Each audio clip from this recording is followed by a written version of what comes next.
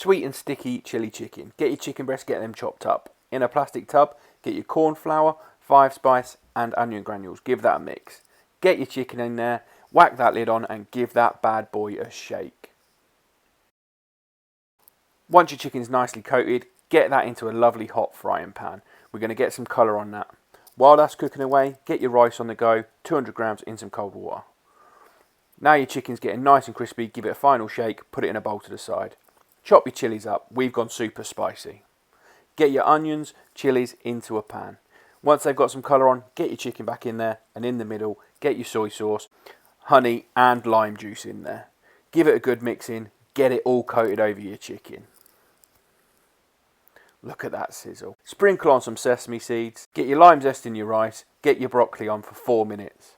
Plate her up, get some spring onions and cracked black pepper on the top. 344 calories, 48 grams of protein.